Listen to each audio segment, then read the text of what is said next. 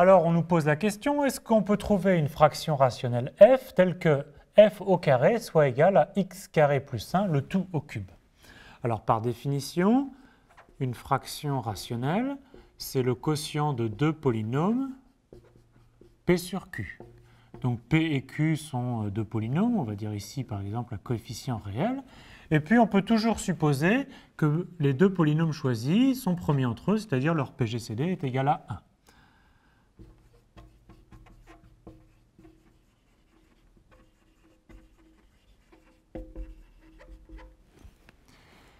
Alors, que devient cette équation f carré est égal à x carré plus 1, le tout au cube? Donc, on a dit que la fraction f, c'était p sur q, donc ça devient p carré sur q carré est égal à x carré plus 1, le tout au cube.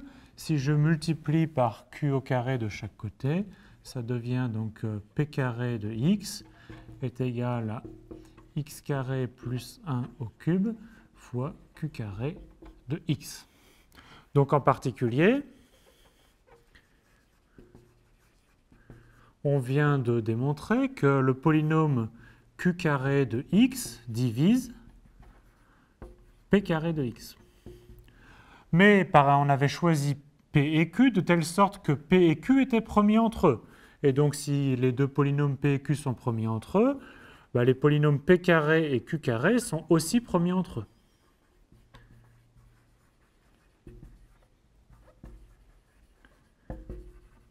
Et donc la seule possibilité à ce moment-là pour que q carré divise p carré, c'est que le polynôme q au carré soit un polynôme constant.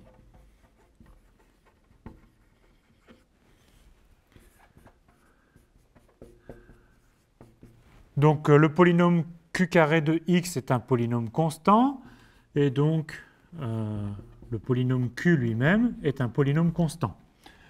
Et quitte à changer les coefficients de p et de q, on peut supposer que en fait, q de x est le polynôme constant égal à 1.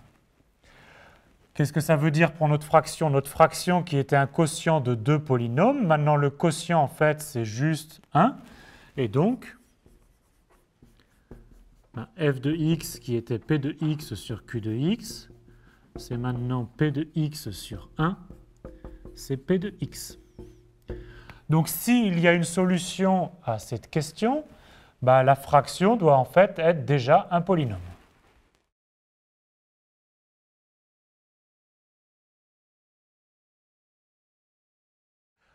On a donc ramené notre question, existe-t-il une fraction rationnelle telle que f au carré est égal à x carré plus 1 au cube?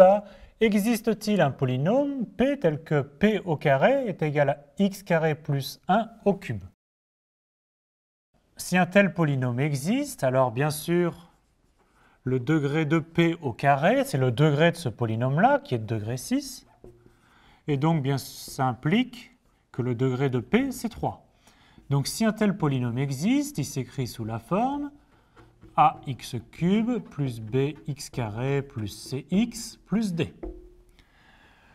Maintenant, on va réécrire l'équation p carré est égal à x carré plus 1 au cube sous cette forme-là. Ax cube plus bx2 plus cx plus d au carré est égal à x carré plus 1 au cube. Et on développe les deux expressions. Alors en développant le carré, on obtient cette expression, ce premier polynôme, et en développant le cube, on obtient ce deuxième polynôme. Et on sait que deux polynômes sont égaux si et seulement s'ils ont les mêmes coefficients. Et donc on en déduit, on ne va pas identifier tous les coefficients, mais en identifiant le coefficient de x6. On en déduit quoi? On en déduit que a carré est égal à 1. Et donc ça implique que a, c'est plus ou moins 1.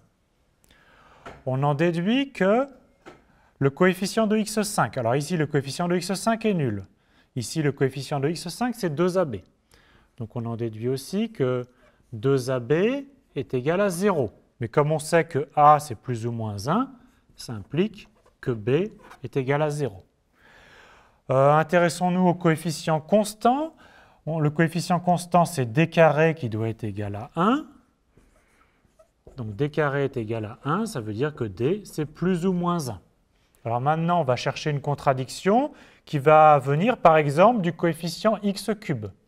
Le coefficient x cube, c'est d'une part 2AD plus BC pour le premier polynôme, et puis ici on voit que le coefficient de x cube, c'est 0. Mais maintenant, on sait que B est égal à 0, donc BC est nul, et A et D sont chacun plus ou moins 1, et donc on obtient que plus ou moins 2 est égal à 0, et que ce soit plus 2 ou moins 2, dans tous les cas, on obtient une contradiction. Alors, qu'est-ce que c'est que la conclusion? La conclusion, c'est qu'il n'existe pas de polynôme qui vérifie cette équation. Donc, il n'existe pas un tel P.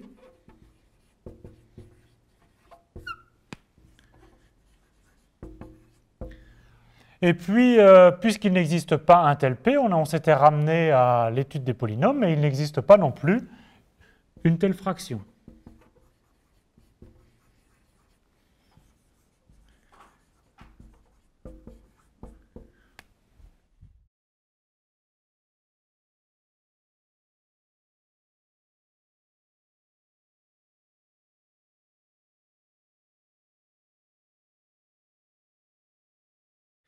Il est intéressant de noter une très forte analogie entre l'arithmétique des entiers et l'arithmétique des polynômes à coefficient dans R ou dans Q ou dans C.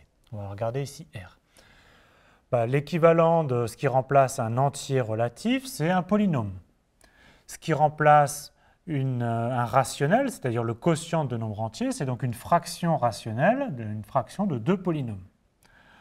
La notion de division euclidienne de deux entiers se retrouve pour les polynômes, et comme pour les entiers, on a existence et unicité en imposant une condition sur le reste.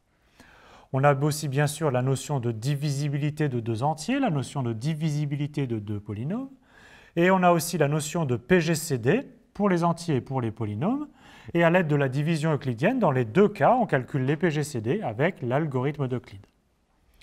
Ce qui correspond à la notion de nombre premier pour les entiers, c'est la notion de polynôme irréductible.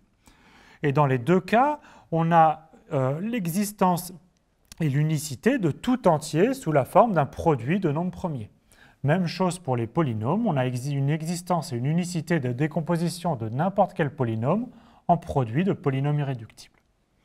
Enfin, pour conclure, c'est classique de démontrer que racine de 2 n'est pas un nombre rationnel.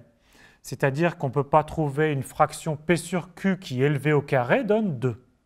Et bien, ce qu'on vient de montrer dans cet exercice, c'est que ce qu'on appellerait la racine carrée de x carré plus 1 au cube, ce n'est pas une fraction rationnelle. On a démontré qu'on ne peut pas trouver une fraction P sur Q telle que, élevée au carré, on trouve x carré plus 1 au cube.